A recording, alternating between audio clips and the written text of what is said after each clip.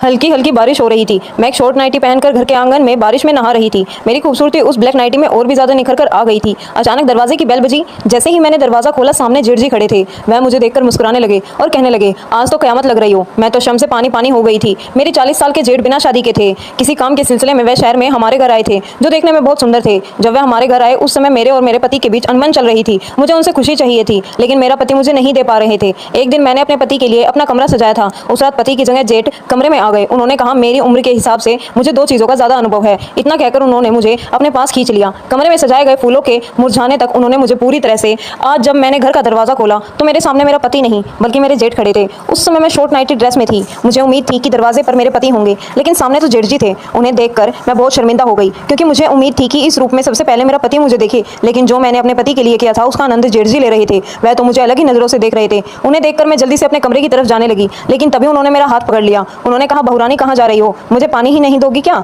उनके सामने उन छोटे कपड़ों में मुझे शर्म आ रही थी, और इसलिए मैं कपड़े बदलने कमरे में जा रही थी। मैंने जेठ जी से कहा, आप बैठिए, मैं अभी आती हूँ। अपने कमरे में जाकर मैंने जल्दी से साड़ी पहनी और बाहर आई। मैंने जेठ जी को चाय और पानी दिया। वह अभी भी मुझे उसी ही नजर से देख रहे थे। उन्होंने कहा, बहू आज क्या खास बात है? शायद मैं गलत समय पर आ गया हूँ। मैंने कहा, ऐसी कोई बात नहीं है भैया। सच तो यह है कि दरवाजे पर मुझे आपके भाई की उम्मीद थी, लेकिन कोई बात नहीं, अतिथि देवो भव, यह भी मेरे लिए शुभ है। अब उन्होंने सब कुछ देख ही लिया था, तो उन्हें घर की बातें बताने में कोई हर्ज नहीं था। मैंने उन्हें बताया कि आज मैंने आपके भाई के लिए एक छोटा सा सरप्राइज रखा था। उनके काम की वजह से उन्हें समय नहीं मिल पाता। हम दोनों यहाँ अकेले रहते हुए भी एक दूसरे को ठीक से टाइम नहीं दे पाते हैं, इसलिए आज कुछ अलग करने के लिए मैंने उनके लिए सरप्राइज प्लान किया था। पति पत्नी के बीच की रुचि बनी रहे, इसीलिए बीच बीच में कुछ सरप्राइज प्लान करना चाहिए। यह मैंने कल ही इंटरनेट पर देखा था और आज मैंने इसे आजमाने की कोशिश की, लेकिन देखो ना, तुम्हारा भाई समय पर आया ही नहीं। मैं अपने जेठ जी से बात कर रही थी कि अचानक मेरा पति राजेश घर आ गया। उसे देखकर मुझे बहुत गुस्सा आया था। उसने मुझसे पहले ही वादा किया था कि वह 2 घंटे पहले घर आ जाएगा, लेकिन वह 2 घंटे देर से घर आया था। अगर वह समय पर घर होता तो भैया को दरवाजे से ही वापस भेज सकता था। घर आते ही भैया को देखकर उसने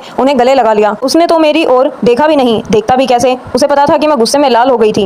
उन दोनों को अकेला छोड़कर मैं किचन में चली गई। उनकी बातें मेरे कानों में पड़ी, तब मुझे समझ में आया कि भैया अब 1 महीने के लिए हमारे घर में रुकने वाले थे। मेरे जेठ जी मेरे पति के मामा के बेटे थे। वह मेरे पति से उम्र में बड़े थे। उन दोनों की बातें चल रही थी और मैं किचन में खाना बनाने लगी। रात को जल्दी खाना निपटाकर मैंने जल्दी से किचन भी साफ किया और फिर अपने कमरे में चली गई। कमरे में जाते ही मेरा पारा चढ़ गया था, क्योंकि जो बेड मैंने प्यार के पल्स बताने के लिए सजाया था, उस बिस्तर पर मेरा पति जोर जोर से खर्राटे ले रहा था। सजे हुए बिस्तर को देखकर क्या उसे इतना भी समझ नहीं आया कि मैंने बिस्तर क्यों सजाया है? उसे बीवी से ज्यादा नींद क्यों प्यारी थी? उस समय मैं गुस्से में बिल्कुल अपने कमरे में ना जाकर बाहर हॉल में आकर बैठ गई। हॉल में बैठकर मैं खुद से ही बड़बड़ा रही थी और मुझे जेठ जी का भी ध्यान नहीं था। कुछ समय पहले ही जेठ जी मेरी बगल में आकर बैठ गए थे। उनकी ओर भी मेरा ध्यान नहीं गया। जब जेठ जी ने मेरा हाथ पकड़ा तो मैं एकदम से चौंक गई थी, क्योंकि पहले ही मैं अपने विचारों में डूबी हुई थी। जेठ जी के अचानक आ जाने से मैं डर गई थी। मुझे इस तरह चौंका हुआ देखकर वह बोले, क्या हुआ? तुम यहाँ अकेली बैठकर क्यों बड़बड़ा रही हो? तब मैं उनका हाथ पकड़कर सीधा अपने कमरे की ओर ले गई। वहाँ मैंने उन्हें वह सजाया हुआ बिस्तर दिखाया। जेठ जी बोले, अरे तुमने बिस्तर बहुत अच्छी तरह सजाया है। शायद उन्हें समझ नहीं आया कि मैं उन्हें क्या दिखाना चाह रही थी। मैं गुस्से में उस कमरे से बाहर आ गई। मैंने उनसे कहा, जेठ जी, मैं आपको सिर्फ सजाया हुआ बिस्तर नहीं दिखा रही थी। मैं गुस्से में क्यों हूँ, लगता है आपको समझ में नहीं आया। तब जेठ जी बोले, तुम्हारे चेहरे से मुझे सब कुछ समझ में आ गया है। यकीनन तो वो बिस्तर तुम्हें राजेश के साथ प्यार भरे पल बिताने के लिए सजाया था, लेकिन राजेश अब वहाँ जोर जोर से खर्राटे मार रहा है। जेठ जी बोले, सच में तुम्हारी पसंद गलत निकली। राजेश बिल्कुल भी रोमांटिक नहीं है। शायद उससे तुम्हारी भावनाओं की कदर नहीं है। तुम्हारी जैसी रोमांटिक लड़की को मेरे जैसा रोमांटिक पति चाहिए था, लेकिन देखो किस्मत का खेल, राजेश का भाग्य अच्छा है कि उसे तुम्हारी जैसी सुंदर और आकर्षक लड़की मिली है। जेठ जी ने मेरी सुंदरता की तारीफ की। यह सुनकर मैं पल भर के लिए अपना सारा गुस्सा भूल गई। मेरे चेहरे पर मुस्कान आ गई। कई महीनों से मैंने राजेश के मुंह से अपनी सुंदरता के बारे में एक भी शब्द नहीं सुना था। पता नहीं उसे क्या हो गया था। आदमी को काम में व्यस्त रहना चाहिए, लेकिन काम के अलावा भी घर में पत्नी होती है। उसे यह ध्यान रखना चाहिए कि उसका खुद का परिवार भी है। बात करते करते मैंने जेठ जी के साथ बहुत सारी बातें कर ली थी। तब जेठ जी ने मेरे कंधे पर हाथ रखा। उन्होंने कहा, तुम चिंता मत करो, अब मैं हूं ना, तुम जो भी चाहती हो वह मुझसे शेयर कर सकती हो। मैं तुम्हारे लिए समय निकाल लूंगा। मैं राजेश को भी समझा दूंगा। जेठ जी से बात करके मुझे बहुत अच्छा लगा। मेरा मन हल्का हो गया, तो मैं अपने कमरे में चली गई। अब मैं राजेश की ओर पीट करके सो गई थी। अगले दिन रोज की तरह राजेश टिफिन लेकर अपने काम पर निकल गया था। जेठ जी अभी भी घर पर ही थे। उन्होंने कहा कि उन्हें दोपहर पर बजे ऑफिस में जाना है। जेठ जी 40 साल के थे, लेकिन यह मानना पड़ेगा कि वह बहुत हैंडसम थे। उन्होंने अपने शरीर को भी एकदम से फिट कर रखा था। उस दिन जेठ जी नहाकर बाहर आए। वह केवल तौलिया लपेटे हुए हॉल में आए थे। उन्हें देखकर मैं शर्मा गई। जेठ जी 40 साल के होने के बावजूद भी उन्होंने खुद को अच्छी तरह से मेंटेन किया हुआ था। वह मेरे सामने बिना शर्ट के खड़े थे। वह सिर्फ तौलिया लपेटकर सीधे किचन में आ गए थे। उन्हें ऐसा देखकर मैंने अपनी आंखें बंद कर ली। मुझे शर्माता हुआ देखकर वह वहां से चले गए। कुछ देर बाद वह पूरे कपड़े पहनकर आए। कल जब वह घर आए थे तो थोड़ी ही देर में मुझे उनसे बैरियत हो गई थी, लेकिन अब वह मेरे साथ घर में थे तो मुझे घर भरा हुआ लग रहा था। ऐसा लग रहा था कि कोई अपना मेरे आसपास है। उस दिन जेठ जी ने ऑफिस जाने से पहले मुझे एक आइडिया दिया। उन्होंने मुझे कैंडल लाइट डिनर का आइडिया बताया। वह बोले, भाभी, कल मैंने जल्दी आकर तुम्हारा प्लान खराब कर दिया था। आज रात मैं थोड़ी देर से घर आऊंगा, अगर जरूरी हुआ तो मैं बाहर ही खाना खा लूंगा। तुम अपने पति के साथ समय बिताना सकती हो, मैं तुम दोनों को डिस्टर्ब नहीं करूंगा। जेरजी ने मुझे कैंडल लाइट डिनर का आइडिया समझाया था। मुझे डिनर को रोमांटिक बनाने का तरीका अच्छी तरह से पता था। उसी वक्त मैंने राजेश को फोन किया। शायद वह काम में व्यस्त था क्योंकि उसने मेरा फोन नहीं उठाया। मैंने उसे एक टेक्स्ट मैसेज किया। मैसेज देखकर मुझे लगा कि वह जल्दी घर आ जाएगा, इसलिए मैंने शाम को अच्छी तैयारी की थी। शाम को हो गई लेकिन राजेश ने पूरे दिन में मेरा कोई कॉल नहीं उठाया। उसने मेरे मैसेज का जवाब सिर्फ ओके दिया था। इससे मुझे समझ में आ गया था कि आज वह जल्दी घर आ जाएंगे। वह जल्दी घर आया, यह देखकर मैं खुश हो गई कि वह मेरे लिए जल्दी आए हैं। लेकिन आते ही राजेश मुझे थोड़ा थका हुआ लग रहा था।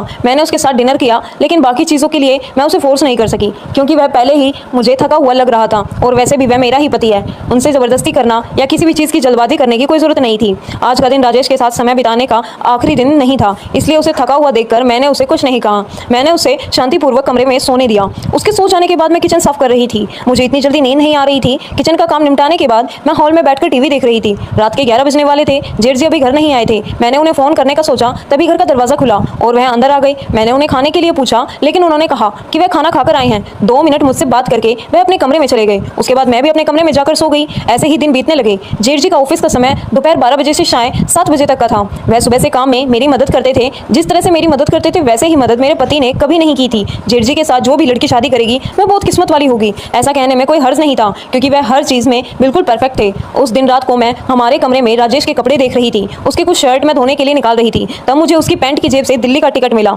मैंने उनसे पूछा, यह तुम्हारा कौन सा महत्वपूर्ण टिकट है? तब उसने कहा, हाँ कुछ दिनों के लिए मुझे दिल्ली जाना है ऑफिस से। मुझे यह टिकट मिला, ऑफिस में पार्टी का आयोजन किया गया है, उसके लिए मैं दिल्ली जा रहा हूँ। पार्टी की बात सुनकर मुझे लगा कि राजेश मुझे भी साथ लेकर जाएंगे। मैंने उनसे कहा, अच्छा पार्टी है तो फिर हमें कब निकलना है? तब उसने कहा, हमें? यह तुम क्या कह रही हो? मैंने कहा, राजेश पार्टी के लिए तुम मुझे भी साथ ले चलो ना। राजेश बोला, पूजा पार्टी ऑफिस के कर्मचारियों के लिए है, वह परिवार का कोई काम नहीं है, इसलिए मैं तुम्हें नहीं ले जा सकता। सपना देखना बंद करो, पार्टी के लिए मैं ऑफिस के दोस्तों के साथ अकेला जा रहा हूँ। यह कहकर राजेश ने पल भर में मेरी खुशियों को कम कर दिया था। अगले दिन राजेश दिल्ली के लिए निकल गया। वह 3 दिनों के लिए दिल्ली गया था। उसने कहा कि पार्टी 1 दिन की है, लेकिन उसके बाद 2 दिन दिल्ली के ऑफिस में उसका कुछ काम है। उसके जाने के बाद जेठजी के साथ मैं घर में अकेली थी। उसी दौरान जेठजी के ऑफिस में भी पार्टी थी। जेठजी मुझे अपने साथ अपने ऑफिस की पार्टी में ले गई। एक तरफ मेरा पति था जो मुझे अपने साथ कहीं ले जाने के लिए तैयार नहीं था, दूसरी तरफ मेरे जेठजी थे, मेरे सभी इच्छाएं पूरी कर रहे थे, खुद मुझे अपने ऑफिस की पार्टी में ले गए थे। उस पार्टी में वह मुझे इस तरह से अपने साथ घुमा रहे थे जैसे मैं उनकी प्रेमिका हूँ। पार्टी शुरू होने से पहले वहाँ अवार्ड फंक्शन था। जेठजी को बेस्ट परफॉर्मेंस का अवार्ड मिला था। अवार्ड स्वीकारते समय भी वह मुझे अपने साथ स्टेज पर ले गए थे। वह मुझे हर छोटी चीज में प्राथमिकता दे रहे थे। पार्टी से घर आते समय मैंने उनसे पूछा, जेठ जी आप मुझे अपने साथ क्यों ले गए थे? वो तो आपकी ऑफिशियल पार्टी थी ना। तब जेठ जी ने कहा, अरे भाभी ऐसा कुछ नहीं है, तुम ना बहुत बोली हो। वो पार्टी सिर्फ कर्मचारियों के लिए नहीं होती, असल में हमें अपने परिवार को भी साथ ले जाना चाहिए। यह पार्टी में आने से पहले बताया जाता है कि परिवार के सदस्यों के लिए भी तो पार्टी होती है। जेठ जी ने मेरे सवाल का जवाब बहुत अच्छे से समझा दिया था। उस रात घर जाकर जब मैं अपने कमरे में कपड़े बदल रही थी तो मेरे ड्रेस का पीछे का हुक नहीं खुल रहा था। राजेश भी घर पर नहीं था। मुझे समझ नहीं आ रहा था कि किससे मदद लूं। मैं खुद की कोशिश करने लगी। तब अचानक जेठ जी मेरे कमरे में आ गई। मुझे इस तरह परेशान देखकर वह मेरे पास आई। वह बोले, भाभी मैं अपना प्रॉब्लम लेकर यहाँ आया था, लेकिन तुम ही यहाँ मुश्किल में लग रही हो। मैंने उनसे मदद नहीं मांगी थी, फिर भी उन्होंने आगे आकर मुझे हाथों से मेरे ड्रेस का हुक खोल दिया। उसके बाद वह कमरे से बाहर चले गए। थोड़ी देर बाद मैं कपड़े बदलकर बाहर आ गई। मैंने उनसे पूछा, जेठ जी बताइए क्या प्रॉब्लम हुई है? तब वह बोले, भाभी एक तो गर्मी बहुत बढ़ गई है और इसी बीच मेरे कमरे का एसी बंद हो गया है। रात भर मैं एसी के बिना कैसे सोऊंगा? अब सोने का क्या करें यह तुम ही बताओ। हमारे घर में सिर्फ 2 ही एसी थे, एक हमारे कमरे में और एक गेस्ट रूम में। जेठ जी गेस्ट रूम में सोते थे। अब उन्हें नींद नहीं आएगी यह सुनकर मुझे उन्हें अपने कमरे में सोने के लिए कहना पड़ा। उस रात जेठ जी मेरे कमरे में मेरे बेड पर सोए थे। राजेश की जगह आज उन्होंने ले ली थी। रात भर मुझे नींद नहीं आई। मुझे बहुत अनकंफर्टेबल महसूस हो रहा था। कुछ ही दिनों से भैया मुझे अपने साथ इतना कंफर्टेबल बना देंगे यह मुझे अंदाजा नहीं था। ऐसे ही अगले दिन जेठ जी की छुट्टी थी। घर का राशन भी खत्म हो गया था। मुझे खरीदने के लिए बाहर जाना था। राजेश बाहर जाने से पहले मुझे पैसे देकर नहीं गया था। जब मैंने खाना बनाने का सोचा तो राशन में एक चीज़ थी तो दूसरी खत्म हो गई थी। मेरे पास भी कुछ पैसे नहीं बचे थे। मैंने राजेश को फ़ोन करना शुरू किया, तभी जेठ जी ने मुझे रोक दिया। उन्होंने कहा, भाभी अब मैं भी इस घर का सदस्य हूँ, इस महीने का राशन मैं भर दूंगा। आज दोपहर का खाना हम बाहर ही करेंगे। मैंने जेठ जी को सहमति दी। फिर तैयार होकर कुछ समय बाद हम बाहर जाने लगे। सबसे पहले जेठ जी मुझे होटल में खाने के लिए लेकर गए। खाना खाकर हम मॉल में खरीदारी करने के लिए गए। मॉल में जो भी चीज़ मुझे पसंद आई जेठ जी ने मुझे दिला दी। राशन के अलावा मैंने अपने लिए बहुत सारी खरीदारी की थी और सारे पैसे जेठ जी ने चुकाए थे। राजेश तो हमेशा मेरे पीछे चिल्लाता था। राशन के अलावा एक भी चीज़ अगर मैंने ज़्यादा ली तो वह तुरंत मेरे पीछे खर्चे का रोना रोने लगता था, लेकिन जेठ जी ने मुझे एक शब्द भी नहीं कहा था। मुझे जो जो चाहिए था उन्होंने वह दिला दिया था। उनके व्यवहार से कभी कभी ऐसा लगता था जैसे वह मेरा मेरा दिल जीतने की कोशिश कर रही हूँ। उस दिन रात को मैंने मॉल से खरीदा हुआ नाइटी ड्रेस पहना हुआ था। मुझे उस ड्रेस में देखकर जेठ जी मेरी तरफ देखते ही रह गए। उन्होंने कहा, भाभी तुम तो बहुत सुंदर लग रही हो। उस रात भी वह मेरे साथ ही मेरे कमरे में सोए थे। आधी रात को अनजाने में मैंने उनकी तरफ खिसक कर अपने गले लगा लिया। सुबह जब मेरी आंख खुली तो मैं उनके बेहद करीब थी। मैं तुरंत जेठ जी से दूर हो गई। उठकर मैं अपने काम में लग गई। आज भी जेठ जी ने छुट्टी ली थी। सुबह नाश्ता करने के बाद किचन में बर्तन साफ करने लगी, तभी अचानक जेठ जी मेरे पीछे आ गए। मेरे हाथ में साबुन का झाका था। जेठ जी ने अचानक मेरे पेट में चुटकी काटी। उनके स्पर्श से मैं कांप गई थी। तभी मेरा संतुलन बिगड़ गया और मैं जेठ जी के ऊपर गिर गई। किचन में हम दोनों एक दूसरे के बेहद करीब थे। मेरे हाथ का झाग जेठ जी के चेहरे पर लग गया था। यह देखकर मैं हंसने लग गई थी। मुझे हंसता हुआ देखा तो जेठ जी मुझे प्रेम भरी नजरों से देखने लगे। उनकी नजरों में भी बहुत प्यार था। वह कुछ बोल नहीं पा रहे थे। यह देखकर मैंने हंसना बंद कर दिया। उनसे दूर होते ही मैंने उनसे पूछा, आपने क्यों चुटकी काटी? तब उन्होंने कहा, भाभी मैंने तुम्हारे पेट पर लाल चींटी देखी थी,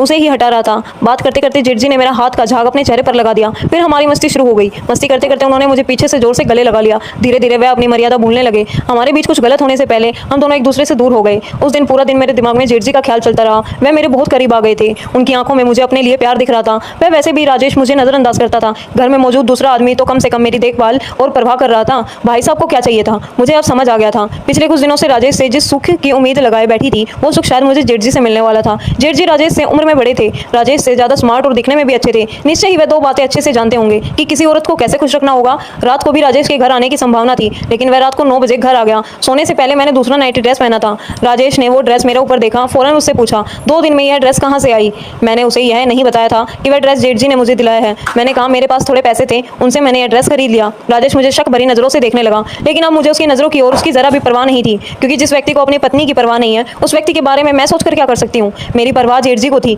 मेरी भावनाओं का सम्मान करते थे। मुझे यह समझ में आ गया था कि वह ही मुझे फूल की तरह संभाल कर रख सकते हैं। अब इस फूल की खुशबू उसकी देखभाल करने वाले मालिक के आसपास दिखनी चाहिए। यह मुझे समझ अच्छी तरह से आ गया था।